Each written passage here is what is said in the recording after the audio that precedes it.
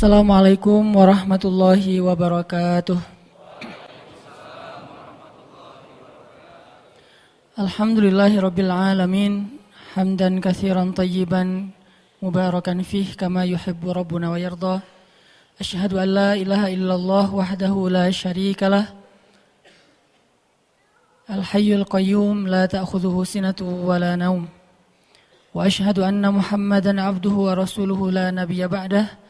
Alladzi la yantiqu 'anil hawa in huwa illa wahyun yuha.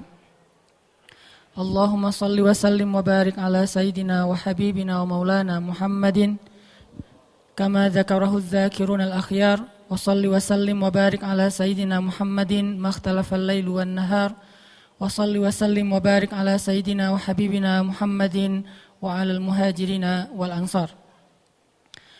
Radina billahi rabba wa bi Muhammadin nabiyya wa bil islami dina.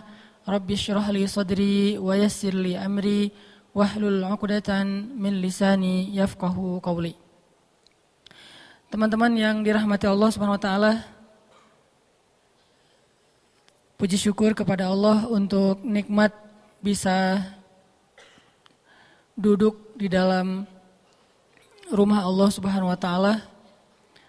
Kita nongkrong sejenak di tempat terbaik, tongkrongan yang insya Allah akan dihitung oleh Allah Subhanahu wa taala seperti orang yang ribat atau orang yang berjihad. Tongkrongan yang kita lakukan antara satu waktu sholat dengan waktu sholat yang lain. Tongkrongan yang kita lakukan di tempat terbaik di muka bumi, yaitu rumah Allah. Tongkrongan yang kita lakukan di dalam sebuah aktivitas yang paling baik, yaitu mencari ilmu. Dan insya Allah tongkrongan ini menjadi salah satu tongkrongan yang dikenal dengan taman-taman surga yang ada di muka bumi. Taman surga di langit banyak, tapi taman surga di bumi cuma beberapa. Salah satunya adalah tongkrongan ilmu, atau yang dalam bahasa pesantren disebut majelis ilmu. Majelis bahasa kita anak nongkrong. Itikaf nongkrong, karena arti itikaf itu berdiam diri, menetap, nongkrong. Penjelasan dulu ya. Bisa salah paham.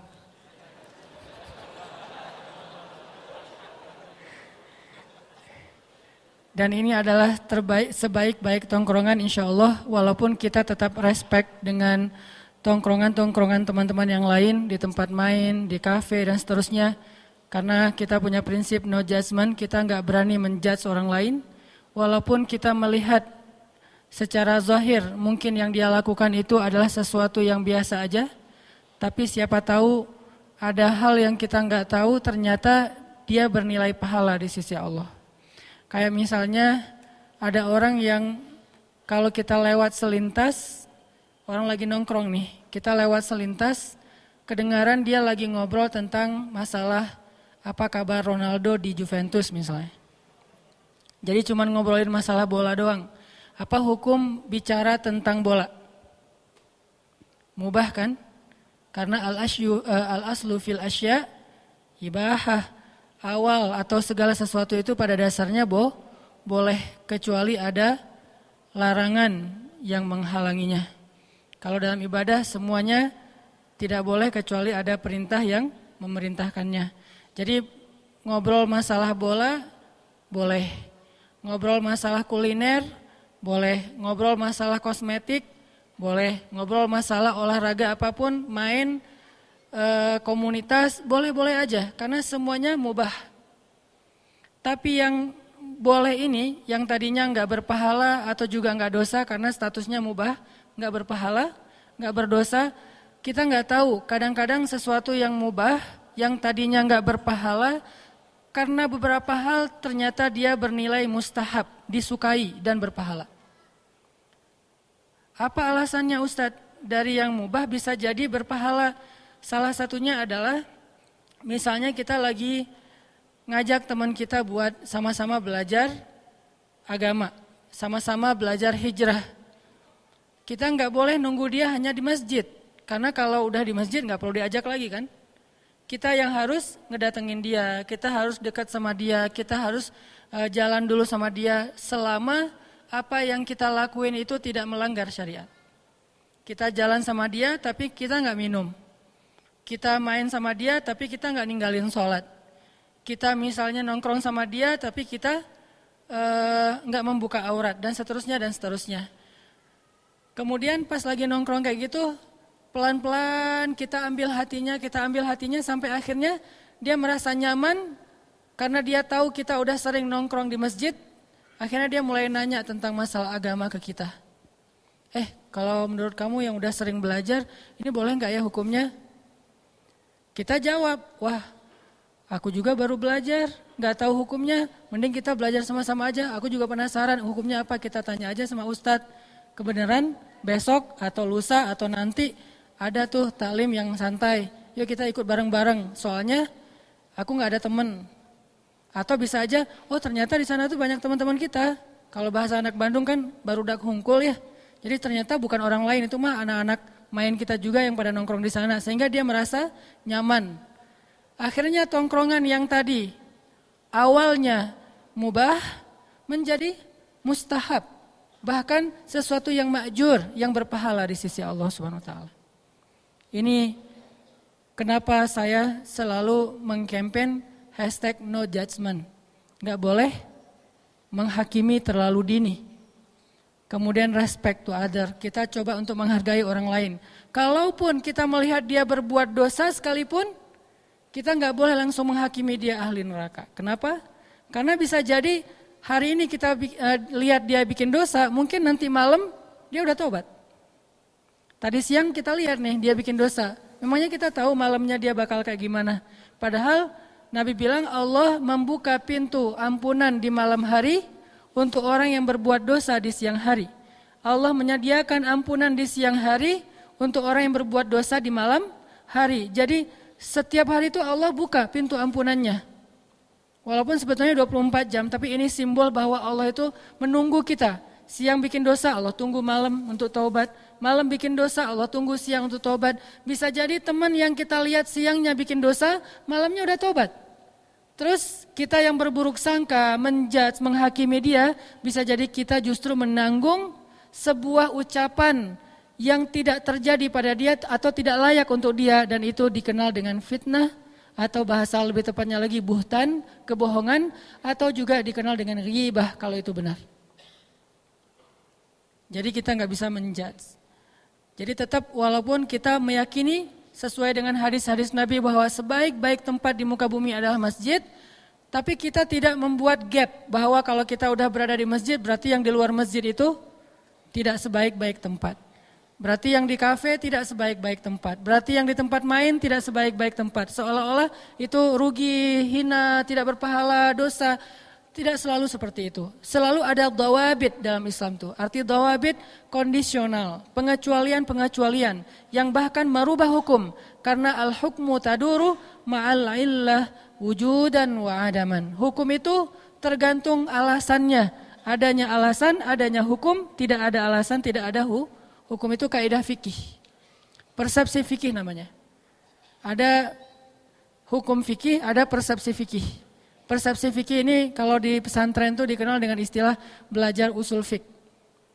Kaidah-kaidah fikih. Dari usul fik, persepsi fikih, akhirnya lahirlah sebuah produk-produk fikih yang dikenal dengan hukum atau fatwa. Nah, fatwa, hukum tergantung illah. Illah itu alasan, illah itu penyebab, illah itu kondisi. Sehingga menjadikan sesuatu itu halal ataupun haram. Bahkan kadang sesuatu yang haram berubah statusnya menjadi boleh, bukan halal tapi boleh dalam kondisi tertentu. Kenapa? Karena ad-darurah tubihul mahzurah. Sesuatu yang darurat bahkan kadang membolehkan yang tidak boleh. Jadi yang haram menjadi mubah, bukan menjadi sunnah ya. Karena kalau sunnah kan harusnya banyak ya. Kayak misalnya yang haram tuh sebutlah daging ataupun hewan yang diharamkan dalam Islam. Terus kita kelaparan di padang pasir, kelaparan di hutan, buat teman-teman yang hiking mungkin nauzubillah terjebak karena gempa atau apa, akhirnya kehabisan makanan, harus makan apa yang mereka temuin, ketemu babi hutan. Udah berburu yang lain gak nemu, akhirnya cuman itu yang mereka dapat dan mereka dalam kondisi yang hampir mati. Akhirnya mereka potong tuh babi, mereka makan untuk hanya mengganjal perut mereka supaya nggak lapar dan mati. Itu namanya boleh. Tapi kalau yang namanya sunnah, makan sebanyak-banyaknya. Makin banyak makin berpahala. Jadi bukan sunnah hukumnya, tetap aja boleh doang dalam kondisi tertentu. Jadi kita lihat alasannya. Sama kayak misalnya gini teman-teman. Kita lagi ngobrol sama teman-teman ya. Bisa di grup, WA, Telegram, atau kita lagi kayak ketemuan, kopdar gitu. Lagi ngobrol kopdar gitu, tiba-tiba ada salah satu teman kita mulai mancing. Atau dia spontan keceplosan ngomongin aib temannya yang lain. Apa istilahnya? Gibah. Dia spontan ngegibah, ngomongin tentang temannya. Aib yang ada pada diri temannya, yang kalau dia dengar dia bakalan malu, itu namanya gibah. Dan terus kan tugas kita adalah unsur akhaka zaliman au mazlum.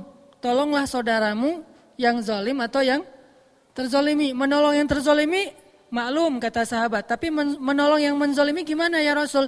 Hindarkan dia dari perbuatan zalim, perkataan zalim. Itu cara nolong orang yang zalim. Nah ketika kita ngelihat ada teman kita ngobrolin teman yang lain tentang aib-aibnya. Kan tugas kita adalah apa?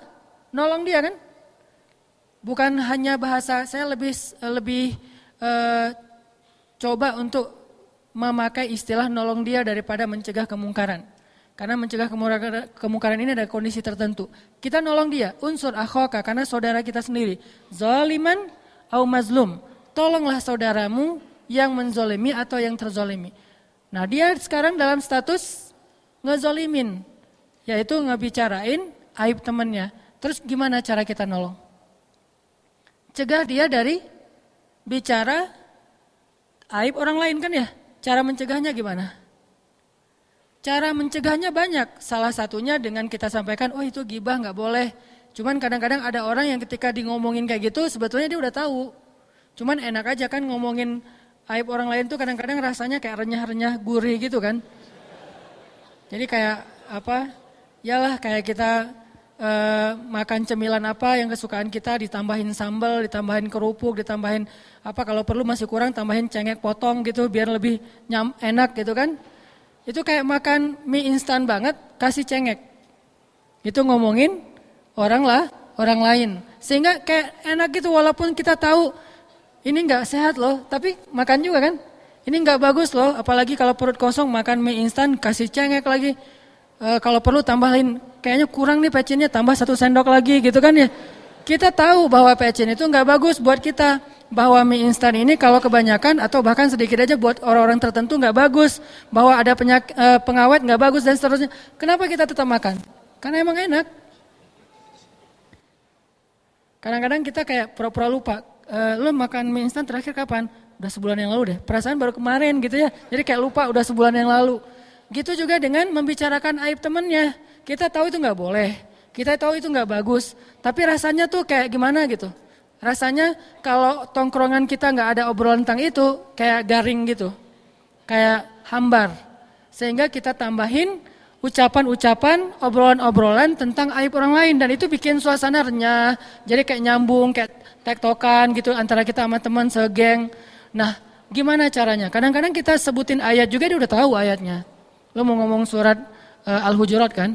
Oh iya, gue udah hafal. Terus ngomongin hadis dia udah sering dengar nasihat. Caranya kadang, walaupun ayat dan hadis itu pastinya udah paling ideal lah ya. Tapi ada kondisi kadang yang paling efektif, justru kita ganti topik yang lain. Topik apa? Topik yang dia suka. Kadang dia sukanya tentang masalah olahraga, kadang dia sukanya masalah main, kadang dia sukanya masalah kuliner, kadang dia sukanya masalah entertain atau apapun lah ya. Selama itu tidak melanggar syariat, justru sesuatu obrolan yang tadinya hukumnya mubah doang, nggak berpahala, nggak dosa, tapi dengan konteks pengen mengalihkan orang dari gibah, malah menjadi sesuatu yang berpahala. Apakah kita tahu? Kan kita nggak tahu. Makanya tidak boleh kita menjudge orang lain hanya dengan sekilas tanpa tahu detailnya. Nggak bisa. Apalagi menjudge sejarah. Karena sejarah kita tidak hadir pada masa itu. Banyak para tabi'in yang keliru terhadap pemahaman sejarah karena mereka tidak hadir waktu itu. Contohnya dulu ada generasi tabi'in yang keliru terhadap satu ayat. Ayatnya berbunyi wala tulqu biaidikum ilat tahlukah. Janganlah kalian mencelakai diri kalian sendiri. Jadi dalam sebuah peperangan kaum muslimin terdesak, lalu mereka dikepung oleh musuh. Akhirnya seorang laki-laki tabi'in berdiri dan mengatakan, wahai kaum muslimin, Allah berfirman, tahliku biaidikum wala tulqu biaidikum ila tahlukah. Janganlah kalian mencederai diri kalian sendiri, melukai diri kalian sendiri, membinasakan diri kalian sendiri. Mending kalian pulang aja, mundur, lari daripada kalian binasa oleh musuh. Dia pakai ayat wala tulqu biaidikum ila tahlukah. Niatnya baik supaya kaum muslimin terhindar dari dihancurkan oleh musuh. Akhirnya seorang laki-laki sahabat berdiri dan mendorong dia mengatakan, pemahaman kamu salah, kata dia. Pemahaman kamu salah. Kalau bahasa Ali bin Abi Thalib itu kalimatul haq urida bihal batil. Kalimatnya benar tapi tafsirannya yang keliru. Hadisnya sahih tapi syarahnya dhaif. Jadi bukan hadisnya dhaif, hadisnya sahih tapi pemahamannya dhaif. Sehingga seorang sahabat berdiri mengatakan, buruk sekali pemahaman kamu, keliru pemahaman kamu. Demi Allah, ayat itu turun kepada kami dan waktu itu saya masih hadir di antara sahabat-sahabat yang lain. Ayat itu turun ketika kami mulai menjual senjata kami. Ayat itu turun ketika kami tidak mau lagi berinfak fi sabilillah. Karena kami menganggap umat Islam sudah banyak. Jadi kalau kami tidak berinfak juga masih banyak yang mau berinfak yang lainnya. Kalau kami jual senjata, yang lain bisa mengangkat senjata. Jadi kami pikir sudah tidak ada lagi kewajiban kami untuk membela agama dan negara. Karena kaum muslimin sudah banyak. Turunlah ayat wala tulqu biaidikum ilat tahlukah.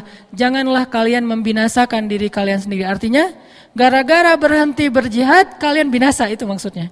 Kebalikan dari pemahaman tabi'in ya. Kok bisa? Karena tabi'in tidak hadir ketika ayat itu turun. Sahabat hadir ketika ayat itu turun. Nah, inilah pentingnya membaca tafsir, membaca asbabun nuzul, membaca sirah nabawiyah. Kalau perlu teman-teman kalau baca sirah, jangan yang tipis-tipis. Baca yang tebal. Kenapa? Dalam sirah tebal itu banyak adegan detail. Yang saya suka share, yang mungkin teman-teman sebagian menganggap itu kok belum pernah dengar, itu karena bacanya yang tebal-tebal. Biasanya suka ada adegan-adegan kecil, saya suka dengan adegan. Karena emang dulu dari kecil saya senang dengan sastra, dengan bikin skenario, bikin cerita, bikin penokohan fiksi segala macam. Akhirnya tertarik dengan adegan-adegan kecil. Oh, ternyata dari adegan kecil itu kita jadi tahu hal-hal yang luar biasa dari sirah Rasulullah Shallallahu Alaihi Wasallam. Jadi intinya nggak bisa kita menjudge orang yang hadir, apalagi menjudge orang yang gaib. Orang yang hadir artinya yang kita lihat dia berbuat dosa aja nggak bisa dijudge. Siapa tahu dia udah taubat, atau siapa tahu kita salah lihat. Siapa tahu yang dia lakukan bukan dosa, yang dia lakukan bukan sia-sia. Sehingga tetap teman-teman kita duduk di masjid, tapi kita respect sama teman-teman kita di luar masjid. Kita hadir di ta'lim, tapi kita respect dengan teman-teman kita yang lagi main, yang lagi di jalan, yang lagi di mall. Karena Islam itu fair. Dan wala tuzakku anfusakum. Janganlah kalian menganggap diri kalian doang yang paling suci. Huwa a'lamu bimanittaqo. Allah lebih tahulah siapa yang paling bertakwa di antara kalian. Teman-teman yang dirahmati Allah Subhanahu wa taala, kita bersyukur bisa nongkrong di dalam rumah Allah ini. Mudah-mudahan seperti yang saya sampaikan di pekan yang lalu, kita betah dengan tongkrongan ini dan kita jadiin ini salah satu lifestyle kita. Kalau disebut anak nongkrong, bukan hanya nongkrong di tempat-tempat main kita atau di tempat-tempat ngopi kita, tapi juga anak nongkrong itu berarti kita coba nongkrong dalam tongkrongan ilmu. Sehingga ketika kita nongkrong, Allah Subhanahu wa taala nge-like. Allah kan suka kepada orang-orang yang bertaubat kan? Suka itu kan nge-like ya. Innallaha yuhibbut tawwabin wa yuhibbul mutahhirin atau mutatahhirin. Fiha rijalun yuhibbuna ayyatatahharu, kata Allah. Di dalam masjid itu, walaupun konteks ayatnya itu Masjid Quba, tapi berlaku untuk semua masjid yang dibangun dengan dasar ikhlas. Di dalam masjid itu rijalun, banyak sekali orang yang yuhibbuna ayyatatahharu, pengen membersihkan diri, pengen belajar bertaubat, pengen belajar berhijrah. Dan kata Allah, Allah yuhibbul mutatahhirin, Allah suka kepada mereka. Berarti kalau kita nongkrong di dalam rumah Allah, Allah nge-like banget sama kita. Apakah sekedar itu? Itu aja udah luar biasa. Ditambah lagi, Allah akan mengutus malaikat untuk nge-follow kita. Ngapain malaikat nge-follow kita? Ngedoain kita. Kalau dalam bahasa sosmed, nge-komen. Tapi isi komennya itu doa semuanya. Gak ada satupun malaikat yang hate kepada kita. Semuanya komen, Allahumma gfirlahu warham. Ya Allah ampunkan dosanya, ya Allah sayangi dia. Ya Allah ampunkan dosanya, ya Allah sayangi dia. Jadi kalau setiap pekan kita hadir dalam tongkrongan ilmu, berarti setiap pekan tuh malaikat ngedoain kita loh teman-teman. Dan insya Allah sekarang kalau kita ikhlas karena Allah duduk di sini nih, dari sejak tadi teman-teman masuk ke dalam masjid, bahkan keluar dari rumah, sampai nanti kembali ke rumah, malaikat tuh nge-follow teman-teman sambil ngedoain. Nge-follow itu artinya ngikutin terus. Kemana teman-teman melangkah diikutin sama malaikat, selama teman-teman tidak melakukan dosa dan sampai ke rumah. Jadi dari berangkat keluar dari rumah sampai ke rumah, selama kita nggak ngelakuin dosa, malaikat itu menyertai kita terus, nge-following kita terus sambil, ya Allah ampunkan dosa dia, ya Allah sayangi dia, ya Allah ampunkan dosa. Dan semua doa malaikat itu pasti dikabulkan oleh Allah. Jangankan doa malaikat, doa kita aja Allah pasti mengabulkan, apalagi sosok malaikat yang tidak pernah berbuat dosa. La ya'sunallaha ma amarahum wa yaf'aluna ma yu'marun. Dan Allah pasti mengabulkan setiap permintaan malaikat. Berapa malaikat yang meminta, sebanyak itu juga doa yang diijabah sama Allah. Misalnya dalam satu tongkrongan ilmu kayak gini nih, ada 70.000 malaikat yang nge-following kita. 70.000. 70.000 malaikat masing-masing bilang Allahumma gfirlahu warham. Allahumma gfirlahu warham. Allahumma gfirlahu warham. Dan itu gak berhenti teman-teman. Kalau taklim kita selama 1,5 jam, berarti selama 1,5 jam berapa kali malaikat minta ampun untuk kita, berapa kali malaikat minta Allah sayang sama kita. Dan itu baru satu malaikat, dikali 70.000 malaikat. Adakah tongkrongan yang lebih berharga daripada tongkrongan ilmu? Sehingga kita merasa beruntung, walaupun tadi tetap respect sama yang lain, tapi ini tetap yang terbaik ya. Kita beruntung berada di sini ya, bukan kita hebat, Allah yang maha baik memilih kita untuk bisa nongkrong di rumahnya dan nongkrong di dalam majelis ilmu agamanya. InsyaAllah nanti kita lanjutkan setelah sholat isya. Bismillahirrahmanirrahim. Teman-teman yang dirahmati Allah Subhanahu Wa Taala, kita lanjutkan. Pada malam ini kita ingin membahas tentang masalah sendiri.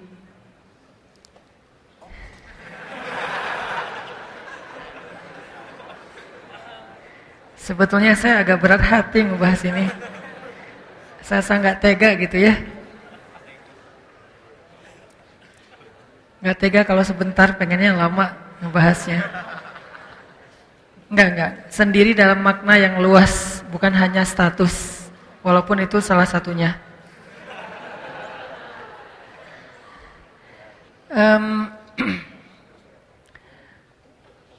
Kadang kita pernah ngerasa kayak berat ketika kita lagi sendiri, yang biasanya heboh bareng dengan geng, bareng dengan teman-teman, tiba-tiba karena satu dan lain hal, akhirnya teman-teman menjauh dari kita. Mungkin kita salah ngomong, mungkin kita salah sikap, mungkin kita terbawa emosi, mungkin kita gak suka dengan komen teman kita di grup, akhirnya kita kayak menjauh atau dijauhin sama geng kita, sama teman kita. Mulailah merasakan kesendirian. Atau kadang-kadang kita merasa sendiri itu di antara orang ramai karena dianggap mungkin cuma kita doang yang idealis. Yang lain terlalu realistis. dalam pekerjaan misalnya. Yang teman-teman kita ngikutin aja flow atau budaya di kantor kita yang sebetulnya menurut kita nggak nyaman, nggak tenang gitu. Kayak misalnya banyak hal-hal yang nggak sesuai dengan agama, nggak sesuai dengan tuntunan Allah, dan bahkan dalam aturan negara juga itu sebetulnya melanggar. Tapi karena udah terbiasa kayak gitu, jadilah culture ya, jadilah habit. Nah di antara satu kantor, cuman kita doang yang mungkin masih bertahan, nggak mau ikut-ikutan. Mulailah merasakan kesendirian di antara banyak orang. Atau justru kesendirian itu muncul setelah kita udah punya keluarga. Ketika istri lagi ngambek, nggak mau ngajak ngomong sama sekali. Ketika istri lagi ngambek, kita harus tidur di sofa. Ketika istri lagi ngambek, kita harus itikaf di masjid. Nih curiga buat yang rajin itikaf nih, kenapa? Karena Nabi pernah itikaf di masjid beberapa malam gara-gara merasa tidak nyaman dengan sikap istri-istri beliau yang waktu itu pada cemburu. Saking lamanya Nabi tidak pulang ke rumah, istri-istri Nabi merasa khawatir jangan-jangan kita udah dicerai sama Nabi. Lalu mereka mengutus Abu Bakar As-Siddiq, "Ya Abu Bakar, tolong tanyakan kepada Nabi, apakah Nabi sudah menceraikan kami?" Lalu Abu Bakar datang untuk bertanya kepada Nabi, Nabi diam, enggak menjawab. Abu Bakar juga enggak enak, takut ngeganggu Nabi, pulang aja. Terus ngutus Umar bin Khattab, bapaknya Hafsah. Umar datang nanya ke Nabi, "Ya Rasulullah," mereka nanya apakah Rasulullah menceraikan mereka, Nabi diam. Akhirnya Umar balik lagi ke rumah istri-istri Nabi, mengatakan tidak ada jawaban dari Rasul. Makin khawatir istri Nabi, jangan-jangan benar kita udah diceraikan. "Ya Umar, tolong tanya lagi sekali lagi kepada Rasulullah. Siapa tahu Rasulullah mau menjawab." Nabi datang lagi nanya. Umar datang lagi bertanya kepada Nabi, duduk di sebelah Nabi, "Ya Rasulullah, mereka khawatir, benar enggak Rasul sudah menceraikan mereka?" Nabi menjawab, "Enggak wahai Umar." Dengan wajah sedih. "Enggak wahai Umar." Tapi kata-kata enggak ini kan berita gembira ya. Sehingga Umar langsung takbir, "Allahu Akbar." Nah, suara takbir Umar terdengar ke rumah istri-istri Nabi dan mereka langsung paham, oh berarti enggak gitu. Jadi takbir salah satu ekspresi kebahagiaan Umar bin Khattab radhiyallahu an. Intinya kadang kita udah punya pasangan masih merasa sendiri. Walaupun enggak lama sih, enggak sampai bertahun-tahun juga, beda sama yang masih sendiri beneran ya. Cuman itu lebih sakit teman-teman. Kalau sendiri beneran kita sendiri, ya emang gitu. Ya mau gimana lagi kan? Dan gak ada yang bisa kita salahin. Tapi kalau udah punya pasangan, dicuekin, kita ngomong gak diwaro, terus kita udah jungkir balik lucu-lucuan, udah jadi badut-badutan depan dia gak ketawa, dia gak senyum. Wah berarti kita dosa besar nih. Kesalahan kita fatal banget. Sampai udah jadi badut, dia gak ketawa. Yang ketawa malah anak kita gitu ya. Emaknya biasa aja. Dan itu yang emang gak enak sih, di dalam satu rumah bareng tapi gak ngomong. Gak usah seharian, sejam aja gak enak. Apalagi seharian, 2 hari, 3 hari, walaupun idealnya sih maksimal 3 hari ya. Tapi, dan 3 hari ini batas maksimal. Terus minimal tergantung tingkat kesolehan. Makin soleh, makin cepat lerainya. Makin soleh, makin cepat islahnya. Makin soleh, makin cepat damainya. Maksimal mentok-mentoknya jangan ngelanggar lebih dari 3 hari. Tapi kalau bisa lebih cepat berapa lama Ustadz? Ya tergantung tingkat kesolehan. Ada orang yang cuma butuh waktu beberapa menit, beres damai. Ada orang yang butuh sejam 2 jam, damai. Ada yang tunggu sampai mentok. Kan belum 3 hari Ustadz. Ini tingkatan batas maksimal. Kalau udah lebih dari itu, la yahil. Tidak dibolehkan dalam agama. Intinya kita seringlah banyak alasan, banyak kasus yang kita ngerasain kayak sendiri gitu. Terus kita pernah kangen dengan seseorang karena udah lama gak ketemu. Pernah katanya. Kayak LDRan gitu ya. Atau mungkin kalau sekarang enak, beda dengan zaman saya waktu masih di Kairo dulu, kan belum ada smartphone, belum ada Android, belum ada medsos yang secanggih sekarang. Dulu masih kirim surat. Saya tahun pertama tuh masih pakai surat ke mama, maksudnya ke ibu saya. Jangan curiga dulu. Salah satunya. Masih pakai surat dulu teh. Surat sama telepon rumah. Jadi belum ada handphone. Kalau ada satu yang punya handphone tuh pengusaha sukses banget. Itu juga handphonenya handphone yang bisa ngelempar anjing terus lari segede gambreng gitu kan ya. Nah, itu masa-masa itu kan orang ngerasa kayak kalau pergi jauh ya jauh beneran ya. Beda dengan sekarang kan, sebentar-bentar telepon, WhatsApp call kayak gitu, video call Malah kalau sama geng bisa teleconference. Wah, gampang lah sekarang. Kalau dulu kalau pergi merantau ya merantau. Nggak ngelihat wajahnya, nggak ngedengerin suaranya, dan jarang dapat surat. Sekali dapat surat itu kayaknya kayak apa gitu.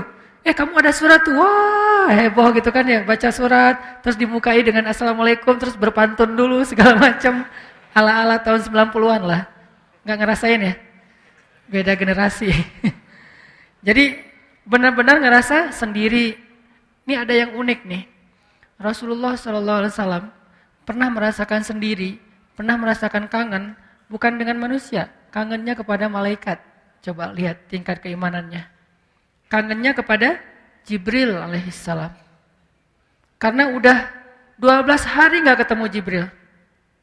Karena kan biasanya Nabi setiap hari ketemu Jibril kan, setiap hari ketemu, kadang-kadang ngebahas tentang satu ayat, kadang-kadang dapat ayat baru.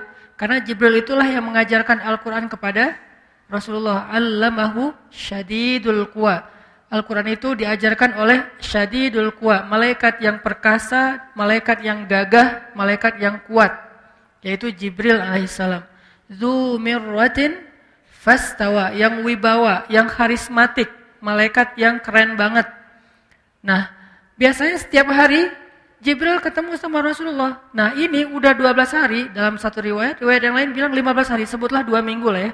Udah 2 minggu gak ketemu dengan Jibril, sehingga Nabi sedih. Kemana ya Jibril gak turun-turun dari bumi, beliau ngelihat ke langit. Mana ya Jibril kok gak turun-turun, sedih, kangen. Mana ya Jibril, setiap hari, aduh hari ini belum ketemu Jibril, besok belum ketemu Jibril. Udah lama gak pernah ketemu sama Jibril. Jibril juga di langit kangen sama Nabi, tapi gak bisa turun. Aduh gimana ya, kangen sama Muhammad. Jibril kangen banget sama Rasul, Rasul kangen sama Jibril, jadi kangen-kangenan.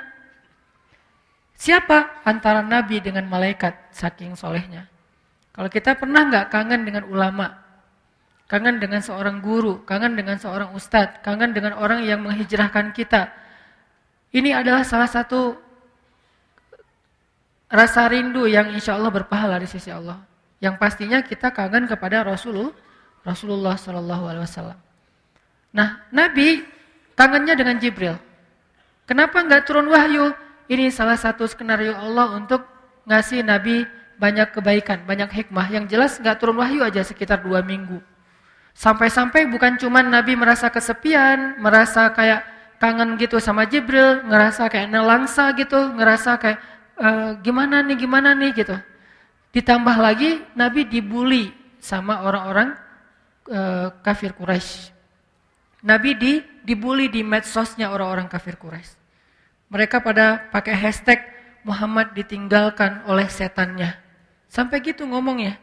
Bukan ditinggalkan oleh Jibrilnya, tapi ditinggalkan oleh setannya. Mereka menganggap Jibril seperti setan. Siapa yang ngomong kayak gitu? Yang ngomong kayak gitu tuh istrinya Abu Lahab. Istrinya Abu Lahab ini haters banget lah buat Nabi dari dulu juga. Sama dengan suaminya ini berdua pasangan kayak kompak banget gitu. Istiqomah lagi sampai akhir hayat. Benci sama Nabi. Apapun yang Nabi bikin jelek di mata mereka. Dicari-cari kesalahan Nabi.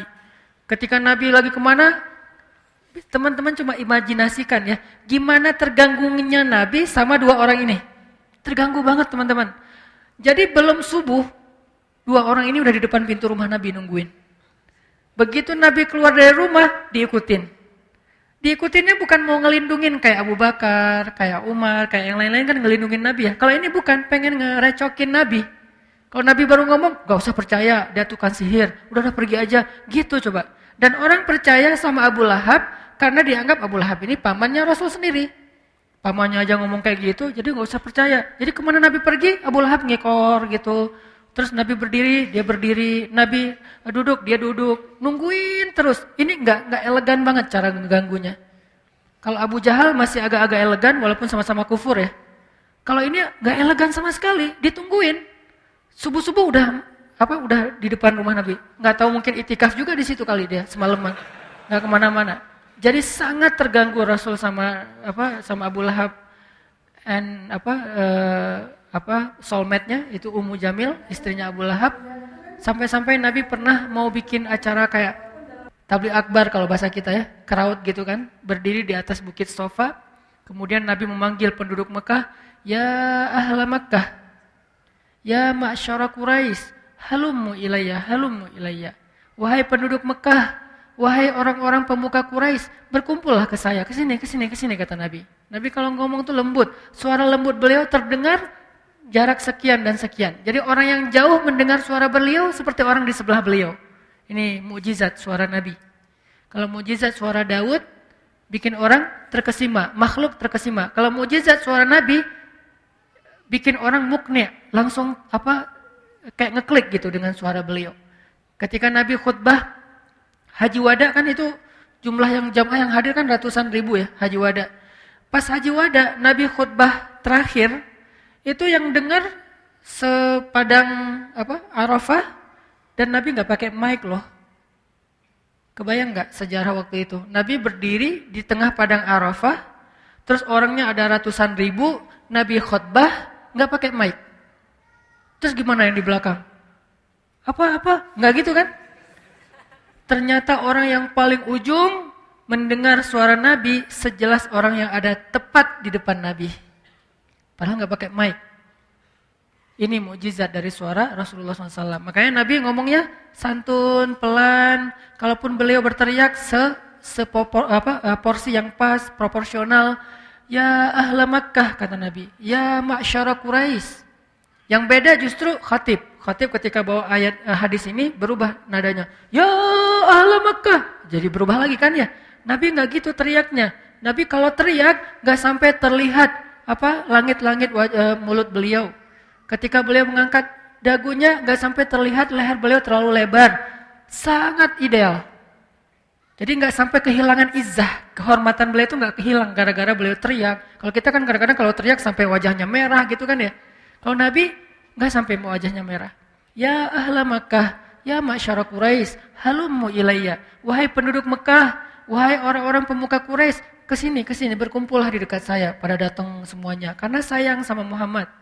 Buat mereka sosok Rasulullah Muhammad itu adalah kesayangan penduduk Mekah.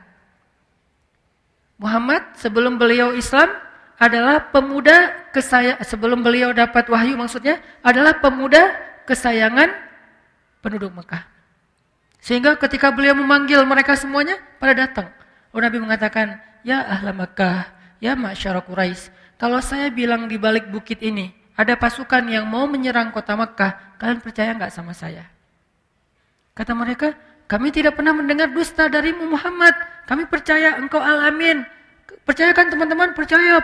Semuanya udah bilang percaya. Setelah mereka declare percaya, baru Nabi bilang, ya ma'syara Quraisy, ya ahla Makkah. Kenapa kalian menyembah sesuatu yang tidak bisa memberi kalian manfaat? Tidak bisa juga memberi kalian mudarat. Kenapa kalian menyembah sesuatu yang tidak bisa berbicara, tidak bisa melihat, tidak mendengar? Sedangkan kalian mengabaikan Allah. Wahai penduduk Mekah, aku ingin menyampaikan kepada kalian kebenaran. Bersaksilah, tiada ilah yang patut disembah selain Allah. Dan aku adalah utusan Allah. Mereka mulai kaget. Kaget apa? Belum pernah mereka mendengar berita ini dari orang-orang sebelumnya. Karena jarak antara mereka dengan zamannya Ismail udah jauh. Jadi udah gak ada lagi orang yang ngomong tentang kebenaran tauhid pada masa itu. Jadi kayak heran gitu, ini ucapan apa ya? Di satu sisi benar, di sisi lain tapi kok gak pernah dengar ya? Nah gitu tuh agak bingung kan? Benar tapi nggak pernah dengar. Jadi kayak polemik antara logika mereka yang benar, tapi culture-nya loh kok yang lain nggak ngomong gini, kok cuma Muhammad doang ngomong gini. Jadi kayak mereka kediam gitu. Benar juga sih, tapi gimana ya? Benar juga sih, tapi gimana? Lagi kondisi kayak gitu, tiba-tiba Abu Lahab ngomong. Ini nih bahayanya Abu Lahab nih. Dia langsung mengatakan, "Tabban, celaka kamu Muhammad, dasar kamu. Dari kecil udah saya didik kamu, kenapa kamu mengecewakan saya? Celaka kamu Muhammad, celaka kamu Muhammad. Gara-gara ini kamu kumpulkan kami," dan seterusnya. Dia habis-habisan sampai wajahnya merah, sampai dia kayak punya tim buzzer gitu kan. Jadi tim buzzernya juga wah ikut ngomong belakang dia, jadi viral aja di antara yang lain-lain. Mulai datang desas-desus ke satu orang ke orang lain, ke satu pemuka kaum ke yang lainnya. Akhirnya pada bubar aja gara-gara Abu Lahab. Nabi cuman ngelihat ke bawah aja kayak sedih gitu. Nabi nggak membalas dengan ucapan yang sama seperti Abu Lahab. Allah yang membalas. Tabbat yada abi lahabi wa tabb. Bukan Nabi yang ngomong, Allah. Dan Allah lebih berhak untuk bicara itu. Allah berhak untuk mengatakan tabban untuk hambanya. Karena Allah maha tahu isi hati hambanya. Jadi kalau Nabi enggak, Allah yang ngomong gitu. Dan karena ini ayat, Nabi harus ngomong kan? Harus baca. Nabi pun membacakan ayat itu dengan nada yang beliau sedih. Sampai turun ayat itu untuk Abu Lahab. Sedih banget. Karena beliau berharap Abu Lahab dapat hidayah. Tapi turun ayat tabban, berarti udah gak akan dapat hidayah. Celaka sudah. Dibaca oleh Nabi ayat ini, Abu Lahab makin menggila. Kata orang-orang, kalau Abu Lahab itu pintar, harusnya Abu Lahab pura-pura beriman. Karena apa? Kalau Abu Lahab mengaku beriman, berarti ayat itu keliru. Katanya dikutuk, katanya celaka, katanya tertutup hatinya. Kok beriman? Berarti Muhammad bohong dong. Kalau Abu Lahab pintar. Tapi itulah, Allah sudah menutup hatinya, pikirannya, summum bukmun umyun, sehingga dia tidak bisa berstrategi. Udah aja dia pergi marah-marah sendiri gak jelas. Nah, ini artinya udahlah Nabi, udah 2 minggu gak ketemu Jibril, gak dapat wahyu, Nabi kayak sedih gitu, sepi gitu, gak ada Jibril dalam hari-harinya. Nabi sedih, tiba-tiba datang Ummu Jamil ngeledekin. Datang orang-orang kafir Quraisy ngeledekin. Muhammad sekarang rasain tuh ditinggalin sendiri, makanya jangan sok suci apa segala macam. Mulailah Nabi merasa sedih, merasa sendiri. Lalu turun ayat ketika waktu itu Jibril meletakkan jidatnya di atas Ka'bah. Turun Jibril setelah 2 minggu. Meletakkan jidatnya di atas Ka'bah. Sebagian ulama mengatakan itu salah satu ayat yang Jibril mendatangkannya dalam wujud asli. Sebagian ulama bilang gitu. Karena sedikit sekali ada ayat Al-Quran yang Jibril membawanya sebagai wujud asli. Ini salah satu ayat yang Jibril membawanya dengan wujud asli. Jibril langsung turun, meletakkan dagunya di atas Ka'bah seperti orang yang meletakkan jidatnya di atas Ka'bah seperti orang yang sujud. Lalu dan yang ngelihat Jibril itu kan cuma Rasulullah ya. Dari kejauhan Rasulullah ngelihat, itu seperti sayap Jibril yang pernah aku lihat di wahyu pertama. Itu Jibril beneran lagi sujud di atas Ka'bah. Dari kejauhan benderangnya cahaya Jibril terlihat oleh Rasulullah SAW. Rasulullah langsung nyamperin. Kemudian ketika Rasulullah sampai di depan Ka'bah, Jibril melihat ke arah Rasulullah dengan tersenyum. Jibril melihat ke Rasulullah dengan tersenyum. Jadi kayak mereka lagi kangen banget ketemu gitu. Tapi dalam makna yang positif ya.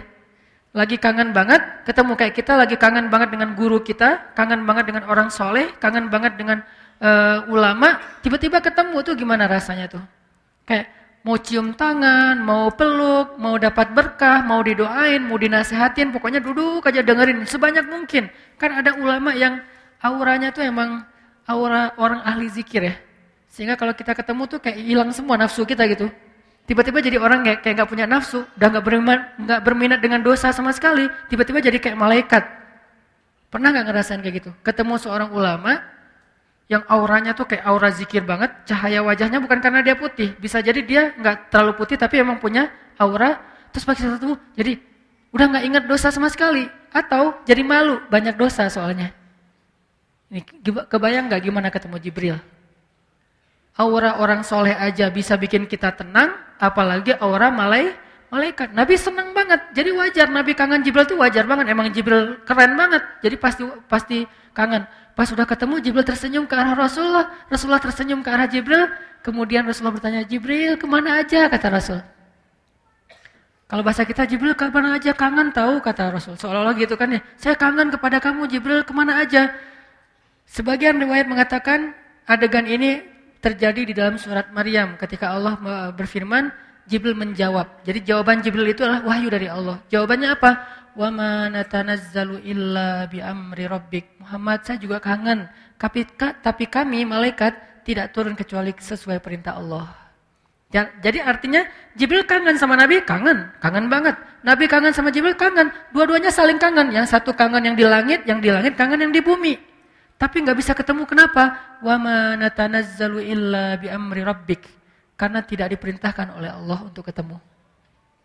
Akhirnya Jibril membacakan ayat Bismillahirrahmanirrahim. Nabi langsung dengerin. Karena wa idza quri'al Qur'an fastami'u lahu wa ansitu. Terus Nabi dengerin Bismillahirrahmanirrahim. Wadduha wal laili idza saja ma wadda'aka rabbuka wa ma qala. Ini intinya nih. Ma wadda'aka rabbuka wa ma qala. Ayat sebelum dan sesudahnya menjelaskan ayat ini. Jadi inti dari surat Ad-Duha itu adalah ayat ketiga. Ma wadda'aka rabbuka wa ma qala. Nanti ayat setelahnya menjelaskan apa maksud dari ayat ketiga. Tuhanmu, Rabbmu tidak pernah meninggalkanmu Muhammad dan tidak juga benci sama kamu. Ini ayat hiburan banget buat Nabi. Tadi Nabi udah merasa sendiri, Nabi udah merasa sedih, Nabi udah merasa kangen, Nabi udah merasa kayak gimana ya, ragu nih apakah saya masih dianggap Nabi atau tidak. Tiba-tiba Allah turunkan ayat seolah-olah Allah, kalau dalam bahasa kita kayak tabayun.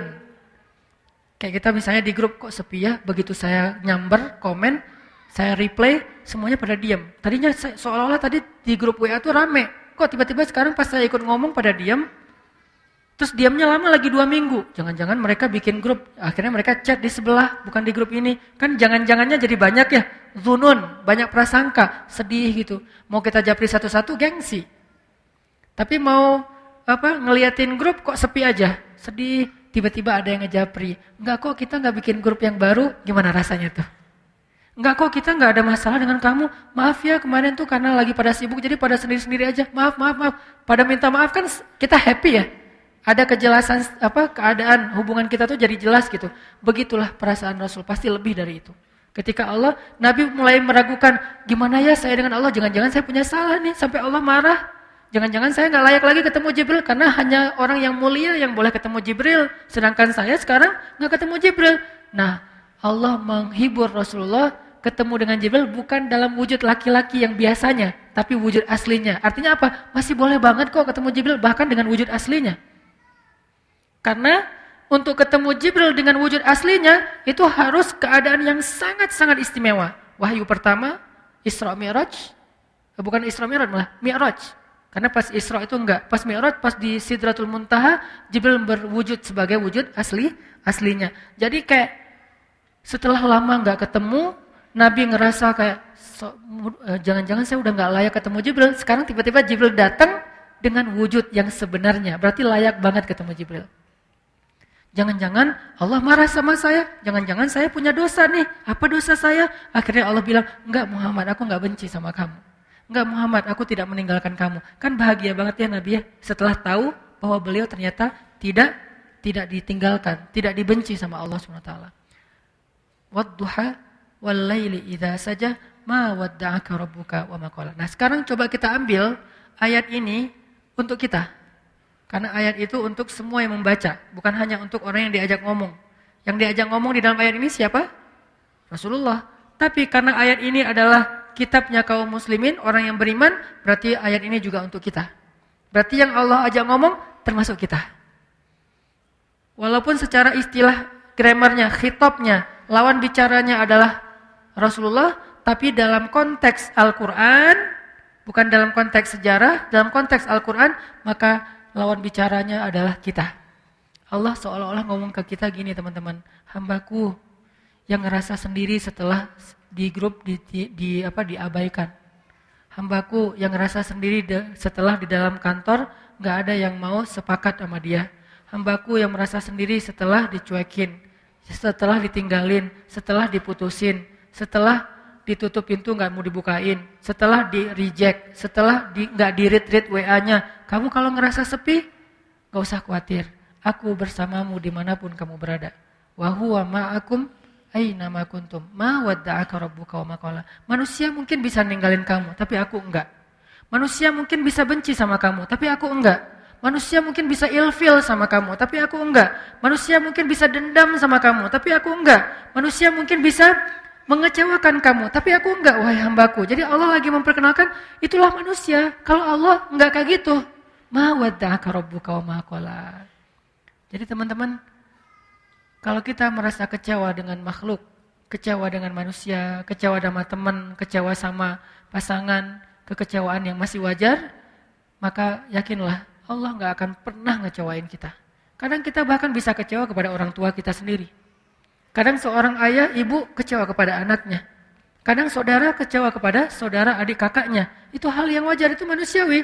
Tapi Allah gak pernah ngecewain hambanya. Ma wadda'aka rabbuka wa ma qala. Pernah dibenci sama orang tanpa alasan? Pasti pernah. Pernah membenci orang lain tanpa alasan? Mungkin pernah. Tapi Allah enggak. Allah enggak pernah ninggalin kamu, wahai hambaku, kata Allah. Aku enggak pernah ninggalin kamu. Apa buktinya? Kalau kita mau lihat-lihat nih masa lalu kita, teman-teman, ketika kita bikin dosa aja, Allah enggak ninggalin kita, coba. Apalagi ketika kita taat. Ketika kita bikin dosa, kita nggak sholat, kita banyak maksiat, kita sombong, kita ingkar, kita nggak ngerti agama, kita menjauh dari kebaikan, Allah nggak ninggalin kita, masih ditolong. Apa buktinya? Buktinya sekarang kita bisa hijrah. Siapa yang bikin kita hijrah kalau bukan Allah? Buktinya kita akhirnya sadar untuk taubat. Siapa yang menyadarkan kita kalau bukan Allah? Kok telat banget sih Ustaz disadarin? Enggak, dari sejak kita bikin dosa itu Allah udah menyadarkan kita. Kita aja yang keras kepala, menolak peringatan dari Allah, menolak nasihat dari Allah, sering datang kepada kita. Tapi Allah enggak pernah meninggalkan kita. Padahal kita dosanya tuh cukup banyak. Enggak ditinggalin sama Allah. Udah banyak dosa masih dipanggil sama Allah. Dipanggil loh. Qul ya ibadiyalladzina asrafu ala anfusihim. Ya ibadi, wahai hamba-hambaku. Manggilnya lembut lah gitu. Kalau ayah manggil anaknya dengan bahasa lembut, ya bunayya. Kalau anak memanggil ayahnya dengan lembut, ya abati. Kalau anak memanggil ibunya dengan lembut, ya ummati. Sekarang Allah memanggil hambanya. Kalau hamba memanggil Allah dengan lembut, ya Rabbi. Sekarang Allah memanggil kita, ya Abdi. Kalau jamak, ya Ibadi. Padahal kita banyak dosa. Tapi Allah masih bilang, ya Ibadi. Bukan bilang, ya Ayuhan Nas. Enggak. Padahal banyak dosa kan. Allah langsung bilang, manusia, makhluk, kamu. Bisa aja gitu kan ya. Allah enggak bilang, ya Ibadi. Alladzina asrafu ala anfusihim. Yang melampaui batas dan merugikan dirinya sendiri. Maksudnya apa? Yang banyak dosa. Kenapa Allah gak terus terang aja bilang, wahai hambaku yang banyak dosa, Allah menjaga perasaan kita. Udah banyak dosa, masih dijaga perasaannya, coba.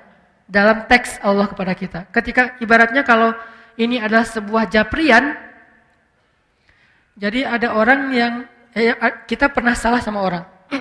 Sehari, 2 hari, sebulan, setahun, bertahun-tahun, kita banyak salah sama dia. Tapi dia masih ngejapri kita dengan panggilan yang akrab antara dia dengan kita. Dan dia nggak nyebut dosa-dosa kita sama sekali. Dia nggak bilang, kamu kan emang banyak dosa kan sama aku selama ini. Kamu kan pernah gini, ini. Enggak, dia nggak ngomong kayak gitu. Friend, bro, bahasa-bahasa yang akrab antara kita dengan dia. Enggak sama sekali ngomongin dosa. Ada nggak orang kayak gitu? Nggak ada. Allah, udahlah kita banyak dosa, udahlah kita sombong banget, udahlah kita sering mengabaikan Allah, Allah sering gak kita warok, tapi begitu sesekali Allah manggil kita, panggilannya lembut, jaga perasaan lagi. Ya ibadi, alladzina asrafu ala anfusihim, hamba-hambaku yang melampaui batas. Gitu doang bahasanya. Bukan hamba-hambaku yang hina, hamba-hambaku yang kotor, hamba-hambaku yang pernah berzina, hamba-hambaku yang pernah membunuh, hamba-hambaku yang... Enggak. Yang melampaui batas, bahasa yang elegan. Tidakkah kita belajar dari Al-Quran? Al-Quran itu teks yang sangat elegan. Hadis, teks yang sangat elegan. Sejak kapan komen kita tidak lagi berkiblat kepada Al-Quran dan hadis? Kita mengaku pembaca Al-Quran, tapi kita komennya tidak Qurani. Kita mengaku mempelajari hadis, tapi komen kita tidak nyunnah. Arti nyunnah gak elegan seperti Nabi. Pernahkah Nabi menggunakan istilah-istilah yang tidak baik untuk orang lain? Sampai Nabi mengatakan apa? Kalau ada budak perempuan kalian berbuat zina, maka cambuklah dia, tapi jangan cela dia. Cambuk itu bagian dari hak agama. Nggak boleh diabaikan, itu hak agama. Bagian dari keadilan hukum. Cambuklah dia, tapi jangan cela dia. Lalu kalau dia berzina lagi 2 kali, maka cambuklah dia, tapi jangan cela dia. Kalau dia berzina lagi sampai 3 kali, maka juallah dia walau dengan harga seutas tali, murah. Tapi jangan cela dia. Coba. Tetap nggak boleh mencela. Terus apakah kita merasa lebih layak daripada Rasulullah untuk mencela orang lain? Hanya gara-gara berbeda partai? Hanya gara-gara berbeda pandangan politik? Hanya gara-gara beda mazhab dalam fikih? Hanya gara-gara beda geng? Di mana Al-Quran dan Sunnah? Di mana Al-Quran dengan teks elegannya? Di mana Sunnah dengan teks elegannya? Kita mengaku Al-Quran dan Sunnah. Bahkan kita mengaku sebagai ahlinya. Ahlinya apa? Ahlus Sunnah. Yang paling berpegang dengan Sunnah. Di mana elegannya? Bukankah Nabi itu terkenal dengan tabligh? Apa arti tabligh? Kemampuan berkomunikasi yang paling baik. Sehingga ketika Nabi bicara, semua orang ngerasa nyaman dengan ucapan Nabi. Soal diterima atau ditolak, itu masalah egonya. Tapi nyaman, pasti. Nyaman dengan mendengar ucapan Nabi. Sehingga Allah mengajarkan kita, bahkan kepada orang yang udah ngecewain Allah, Allah masih bilang, ya ibadi. Sampai ketika Nabi Musa mau ketemu Jibril, Allah tahu banget Musa. Karena Musa orangnya, karena beliau adalah orang yang gagah, karena beliau adalah orang yang terbiasa bicara belak-belakan, beda dengan Harun. Musa dan Harun ini 2 karakter yang berbeda. Harun diplomatis. Kalau Musa, dia apa adanya, karakternya. Karena Allah tahu kayak gitu, akhirnya Allah bilang, وَقُولَا لَهُ قَوْلًا لَيِّنًا. Nanti kalau ketemu Firaun, jangan lupa ya, ngomongnya pelan-pelan aja. Ya Allah. Layyin, yang lembut, yang santun, jangan marah-marah. Ketemu siapa? Firaun. Apakah kita lebih rendah daripada Firaun? Sehingga kita layak untuk dimarahi atau kita memarahi orang lain? Apakah teman kita hanya beda masalah sepele, dia lebih jelek dari Firaun? Enggak. Kalau ke Firaun aja dibilang, Qula lahu qawlan layyinan. Lalu siapa yang kita ajak bicara? Sejak kapan istri kita boleh kita sebut dengan ucapan yang buruk? Sejak kapan suami kita boleh kita sebut dengan ucapan yang buruk? Sejak kapan ulama kita boleh kita panggil dengan ucapan yang buruk? Bahkan menyebut kata si saja tidak pantas untuk ulama atau orang yang berdakwah. Apakah dia lebih rendah daripada Firaun? Hanya gara-gara beda mazhab dan persepsi tentang masalah agama? Tidak. Jadi Allah kepada orang yang marah, kepada orang yang mengecewakan Allah aja, Allah bilang, ibadi alladzina asrafu ala anfusihim. Terus gimana itu dengan Abu Lahab? Hanya Allah yang tahu siapa yang layak digituin. Nabi aja nggak tahu. Nabi ketika turun ayat baru dibacain. Enggak Nabi duluan kan yang memanggil, dia Abu Jahal. Enggak, Allah yang nyuruh. Dia Abu Lahab, Allah yang nyuruh, tabban. Tapi kalau yang lain, Nabi enggak. Bahkan orang munafik aja dirahasiain namanya sama Nabi, coba. Yang tahu nama-nama orang munafik siapa? Huzaifah ibn Yaman. Sahibus sirri Rasulillah. Dialah yang menjaga rahasia Nabi, Huzaifah ibn Yaman. Nabi nggak ngasih tahu nama-nama orang munafik terus diposting, dirilis di media sosial biar semua orang tahu nih munafik ya, nih munafik, nih munafik. Enggak, kenapa? Karena Nabi tidak mau mencela orang lain. Cukup Huzaifah aja yang tahu. Kenapa? Biar nanti kalau ada apa-apa Huzaifah bisa mengambil sikap.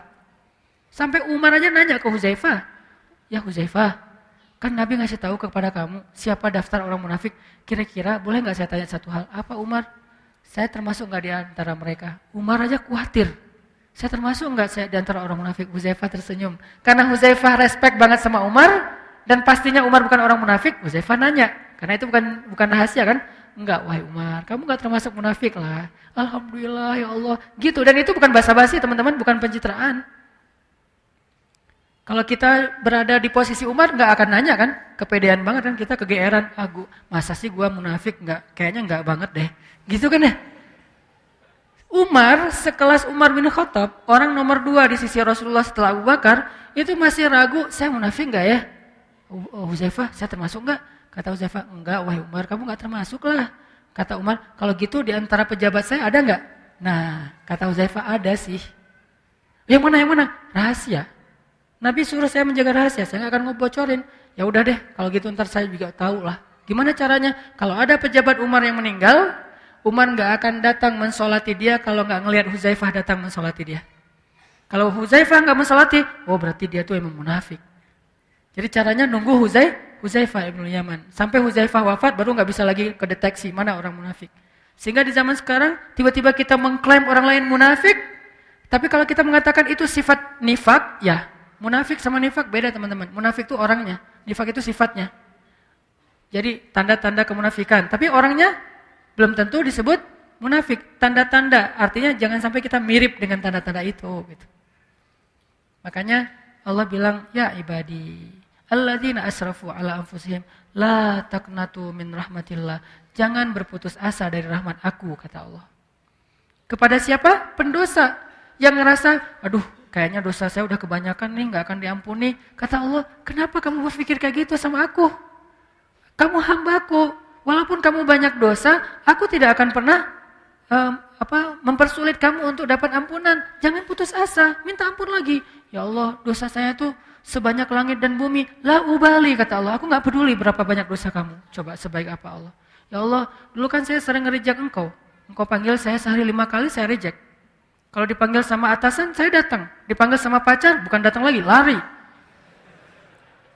Kalau engkau yang panggil, saya abaikan ya Allah. Gak apa-apa, kata Allah. Coba, kurang pemaaf apa? Sehari 5 kali Allah manggil kita teman-teman. Ngajak ketemuan. Gimana bahasa Allah ngajak ketemuan? Hayya 'alas shalah.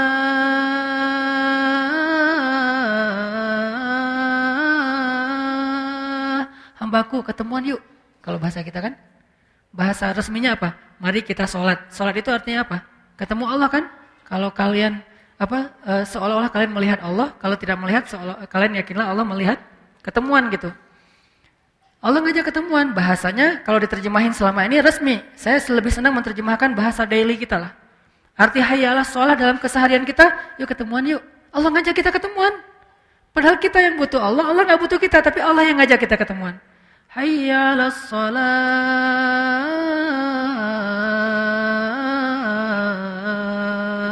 Yuk ketemuan yuk, Allah panggil. Lembut lagi panggilannya, kecuali muazinnya lagi ngambek. Tapi paling lembut tuh muazin habis diputusin ya, itu lembut banget. Baru diputusin azan. Hayya 'alal falah. Azan paling baper tuh, habis diputusin. Allah manggil kita, terus apa yang buat kita berat langkah? Menunda-nunda panggilan Allah, Allah ngajak ketemuan kita kayak nggak datang gitu, kayak berat banget. Apa? Takut kita yang harus bayarin. Allah bilang, hayya 'alal falah. Tenang aja, aku yang bayarin. Kalau bahasa kita, falah itu apa? Untung, kamu nggak bakalan rugi. Tenang aja, nggak kamu kok yang bayarin, aku yang traktir, aku yang kasih kerjaan, aku. Ntar kalau misalnya kamu ninggalin sesuatu terus rugi, aku ganti kok. Jadi Allah ngejanjiin kita nggak bakalan rugi dengan ketemuan sama Allah, kan gitu kan ya? Hambaku ketemuan yuk. Aduh ya Allah ada kerjaan, gak apa-apa. Nanti aku bujuk atasan kamu supaya gak marah, kata Allah. Aduh ya Allah, ini lagi banyak pembeli nih, gak apa-apa nanti berapa, aku ganti. Aduh ya Allah, di situ mah mahal, biar saya yang bayar. Aduh ya Allah, apapun alasan kita karena kita takut rugi, Allah bilang gak apa-apa, ketemuan aja. Hayya 'alal falah, kamu pasti untung. Alasannya apa lagi coba? Allah ngajak ketemuan, Allah ngejamin kita nggak bakalan rugi. Jadi kalau bahasa kita, hambaku ketemuan yuk, nggak usah khawatir, aku yang bayarin. Oh ada kerjaan ya, ntar aku gantiin. Oh ada pelanggan ya, ntar aku tambahin rezeki kamu. Terus apa alasan kita nggak datang? 5 kali sehari Allah panggil. Padahal dibuka dan ditutup dengan kata-kata Allahu Akbar, Allah yang paling agung. Tapi manggil kita, harusnya kan kita yang begging ke Allah ya. Allah ketemuan dong please. Harusnya kan kita kan ya. Harusnya kita bilang, Allah hayya 'alas shalah, yuk sini ketemuan sama saya. Kan harusnya gitu kan, kita ke Allah, ya Rabbi. Enggak, Allah yang manggilin kita. Ini agak-agak unik nih. Yang butuh siapa? Yang ngajak siapa? Kan gitu. Padahal Allah gak butuh kita, ghaniyun 'anil alamin. Allah gak butuh sama sekali. Kita kufur serentak semuanya, itu gak ngurangin kebesaran Allah walaupun setetes air di ujung jarum yang dicelupkan ke laut, enggak berkurang. Gara-gara kita kufur, nih biar Allahnya bete nih, kita kufur aja sekalian. Enggak, biasa aja. Kalau kita kufur kan Allah rugi. Siapa bilang? Oh ya udah, biar Allah tambah mulia, kita taat aja. Enggak. Ketaatan kita enggak bikin Allah lebih mulia. Enggak bikin Allah kekuasaannya bertambah. Karena kita enggak ngaruh buat Allah. Mau taat, mau kufur, enggak ngaruh buat Allah. Sama sekali enggak ngaruh. Terus ngapain Allah manggil kita? Murni karena sayang. Bukan karena butuh. Ibu kita baik-baik ke kita, wajar. Karena sayang plus berharap suatu saat kita jadi anak yang berbakti, anak yang ngedoain orang tua, anak yang nanti akan menjaga orang tua, kan gitu kan? Sayang plus ada harapan. Tapi kalau Allah sayang doang, nggak pakai ada harapan-harapan apapun. Cuman kasihan aja sama kita, sayang aja sama kita. Nggak mau kita rugi, nggak mau kita celaka, nggak mau kita hina. Allah sayang gitu doang sama kita. Hayya 'alas shalah, udah dipanggil kita reject. Ya Allah, Allah kan sering manggil saya tapi saya reject. Gak apa-apa kata Allah. Ya Allah, saya pernah selingkuh loh. Nyelingkuhin Allah, maksud nyelingkuhin Allah, menduakan Allah. Mentigakan Allah, mengempatkan Allah. Selingkuh kan? Gimana perasaan kita kalau diselingkuhin? Mau gak manggil-manggil? Ketemuan yuk. Tapi kan aku pernah nyelingkuhin kamu. Oh ya? Wah. Bisa. Kalau ketahuan selingkuh gimana? Gak akan dimaafin lagi seumur hidup. Sampai bukan cuma di dunia akhirat. Kalau selingkuh, Allah kita selingkuhin tuh sering. Allah yang kasih nikmat, terima kasihnya ke makhluk. Allah yang ngasih nikmat, kita persembahannya ke makhluk. Allah yang ngasih nikmat, kita sujudkan jidat kita ke makhluk. Allah yang ngasih nikmat, kita ngaku Tuhannya bukan dia. Bukankah ini bagian dari kita menduakan, mentigakan dalam konsep Islam? Dalam konsep Islam, kita memperlakukan Allah kayak gitu. Apakah Allah marah? Enggak.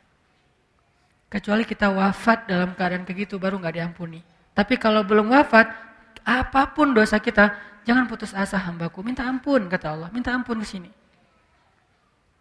Innallaha yaghfirudz dzunuba jami'a. Allah mengampuni semua dosa. Enggak ada yang enggak. Ya Allah, dosa saya tuh langit dan bumi, aku tidak peduli. La ubali, aku enggak peduli. Ya Allah, saya pernah gini, la ubali. Ya Allah, saya pernah gitu, la ubali. Saya enggak peduli, enggak peduli. Yang penting kamu minta ampun, ya. Berapa kali bilang astagfirullah? Cuma sekali, cukup. Sekali doang mengampuni semua dosa-dosa kita di masa lalu yang bertahun-tahun lamanya. Kurang apa? Baiknya Allah Subhanahu wa taala. Itu maksud dalam berbuat dosa aja Allah enggak ninggalin kita. Apalagi ketika kita taat. Terus kalau berbuat dosa aja Allah masih sayang sama kita, gimana kalau kita taat kira-kira? Maka apa yang membuat kita khawatir untuk taat sama Allah? Apa yang membuat kita khawatir untuk memilih pilihan Allah? Apa yang membuat kita khawatir untuk sujud kepada Allah? Apa yang membuat kita khawatir untuk melangkahkan kaki ke rumah Allah? Apa yang membuat kita khawatir untuk menyebut nama Allah? Apa yang membuat kita khawatir untuk berdoa kepada Allah? Apa yang membuat kita khawatir untuk tetap istiqomah di jalan Allah? Apa? Takut ditinggalin sama Allah. Dulu dosa aja gak ditinggalin, apalagi sekarang berpahala. Dulu maksiat aja Allah gak ninggalin, apalagi sekarang taat. Terus apa masalah kita? Bukti Allah gak ninggalin kita, sampai sekarang kita masih hidup. Sampai sekarang kita masih sehat. Sampai sekarang kita masih punya keluarga. Sampai sekarang kita dikasih hidayah lagi tuh. Berarti, ma wadda'aka rabbuka wa ma qala. Rabbmu gak pernah ninggalin kamu, hambaku. Ini dalam konteks kita. Kalau dalam konteks Nabi, karena beliau tidak pernah berbuat dosa, maksud tidak pernah meninggalkan tuh Allah selalu ngebimbing Nabi, selalu mencukupkan kebutuhan Nabi dan seterusnya. Kalau dalam konteks kita, dalam kita bikin dosa aja Allah nggak ninggalin kita. Mungkin sebagian teman-teman pernah ngerasa hampir celaka gara-gara dosa kan ya? Gara-gara tawuran, gara-gara perang antar geng, gara-gara narkoba, gara-gara maling, gara-gara apa, rampok. Mungkin pernah, termasuk dulu kan pernah tampil di sini juga seorang sahabat kita yang pernah ngerampok, udah gitu ketangkap sama warga, masa diikat, disiramin bensin. Udah dinyalain tuh korek tuh, tinggal dilempar aja udah kebakar hidup-hidup. Di detik-detik itu, injury time, tiba-tiba datang aparat. Tiba-tiba datang polisi, akhirnya dia selamat masuk penjara. Di penjara dia belajar Islam, hijrah, taubat, alhamdulillah sekarang udah berubah. Dan bukankah banyak orang yang mengalami pengalaman kayak gitu? Siapa yang telah menyelamatkan dia? Siapa yang menahan tangan orang yang memegang korek api tadi untuk tidak langsung melempar? Siapa yang telah menjadikan aparat berwajib datang dengan waktu yang tepat? Ma wadda'aka rabbuka wa ma qala. Harusnya kalau mau hitung-hitungan nih, gara-gara riba, mungkin kita tuh udah celaka dari dulu. Tapi nggak celaka, cuma susah doang. Ya susah kita sendiri yang cari kan ya. Tapi celaka enggak. Allah tahan supaya nggak kita celaka. Dan Allah tahan supaya kita segera taubat, supaya nggak nambah lagi. Mungkin kalau kita nambah lagi, udah celaka nih. Alhamdulillah kita dapat hidayah, ya udah segitu aja deh hutang kita, 100 M. Kalau nggak dikasih hidayah, mungkin 1 triliun. Karena 1 triliun juga kalau dimasukin ke perut manusia, itu nggak bikin dia kenyang kan? Bukankah kata Nabi, kalaupun dimasukin langit dan bumi ke perut manusia nggak bikin dia kenyang, karena hawa nafsunya. Jadi karena Allah beri kita hidayah, ya udah deh cukup 100 M aja. Sekarang kamu tinggal mikirin gimana ngelunasin hutang-hutang kamu. Bukan terpuruk sampai sekian ratus M. Allah tetap menyelamatkan kita teman-teman. Ma wadda'aka rabbuka wa ma qala. Sekarang kita belajar, bisa enggak ketika kita sepi, ketika kita sendiri, kita tetap merasa ada yang nemenin. Ini yang kita coba pelajari. Al-unsu billah, kalau dalam bahasa pesantrennya. Apa arti al-unsu billah? Berduaan sama Allah. Al-unsu billah, berduaan sama Allah. Bisa enggak kita? Coba latih deh berduaan sama Allah. Salah satu cara melatih berduaan dengan Allah, ya ayyuhal muzzammil qumil laila illa qalila. Wahai orang yang berselimut, bangun, bangun. Coba kamu berdiri di malam hari. Kenapa? Karena inna nasyi'atal lail hiya asyaddu wata'an wa aqwamu qila. Lebih berasa kalau malam tuh. Di situ kita melatih al-unsu billah.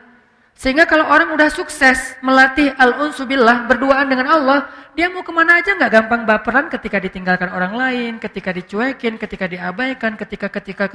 Enggak, kenapa? La tahzan, innallah ma'ana. Gak usah khawatir, gak usah sedih, ada Allah. Itu nggak akan berasa teman-teman, kalau Allah itu nggak berarti dalam diri kita. Ya sih, tapi kurang. Katanya hasbunallah, tapi kok kurang? Nah, kita latih. Latihannya apa? Salah satunya dengan malam berdiri, kalau nggak hafal banyak ayat, buka. Boleh Ustaz baca Quran? Sebagian besar ulama mengatakan kalau sholat sunnah boleh. Saya mengambil pendapat itu. Buka, kita baca. Wadduha wal layli idza saja ma wadda'aka rabbuka wa ma qala walal akhiratu khairul laka minal ula.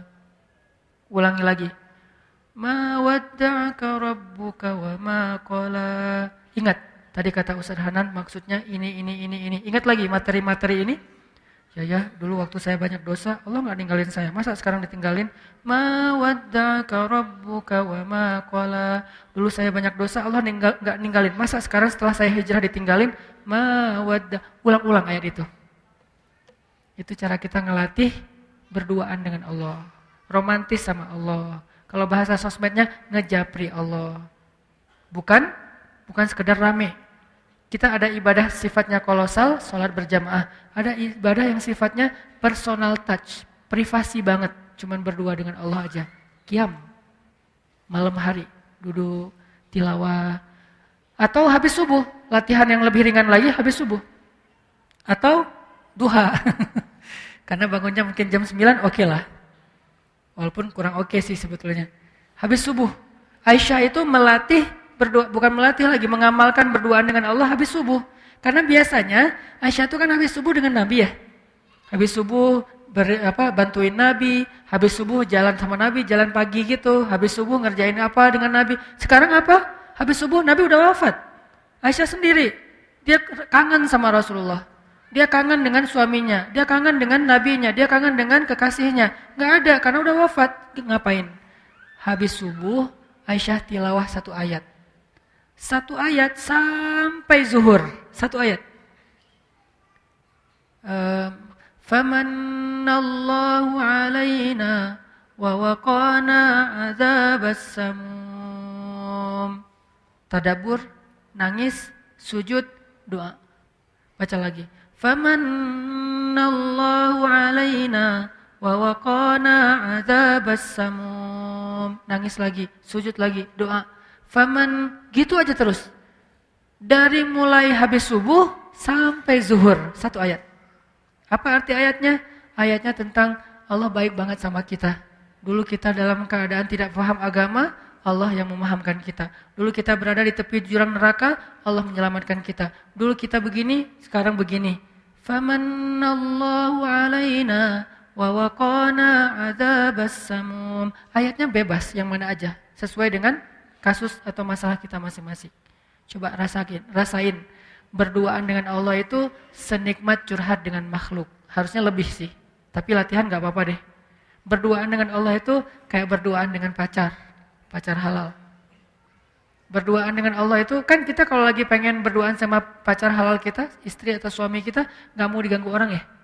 Bahkan kalau ketemu orang kayak lagi makan di kafe, tiba-tiba ketemu teman, itu kayak, aduh, kok sekarang sih ketemu dia, kan lagi pengen berdua. Tuh, terus orang itu nggak paham lagi tuh. Wah, kebenaran nih, aku satu meja ya, ngeganggu ya. Ada orang kan agak-agak nggak pengertian nih. Akhirnya dia duduk bareng kita diem aja, dia heboh sendiri. Nah, kita bisa nggak gitu? Ketika lagi berduaan sama Allah, nggak mau diganggu. Ada waktu seperti itu. Tapi ada waktunya kita memang dengan makhluk, dengan manusia, hablum minan nas. Tapi ini ada waktunya pengen berduaan aja sama Allah.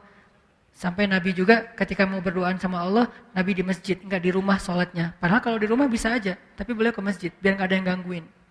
Ini teman-teman, ma wadda'aka rabbuka wa ma qala. Insyaallah pada kesempatan yang akan datang kita lanjutkan kalimat yang lain dari surat At-Tuha. Mudah-mudahan satu demi satu ayat yang kita pahami ini bisa jadi fast charging iman kita. Kan fast charging itu nggak butuh panjang-panjang ya. 1 ayat langsung ngecas. Nah, ini namanya fast charging. Coba nanti diulang ayat ma wadda'aka rabbuka wa ma qala. Mudah-mudahan itu bisa bikin kita la tahzan, enggak usah khawatir. Innallaha ma'ana. Allah bersama kita. Itu aja yang bisa saya sampaikan. Semoga Allah Subhanahu wa taala memberi kita taufik setelah hidayah. Artinya setelah kita faham kita bisa mengamalkan. Dan semoga Allah Subhanahu wa taala menambahkan untuk kita kebaikan setiap bertambah ilmu, dan kebaikan itu menjadi bermanfaat buat orang-orang di sekitar kita.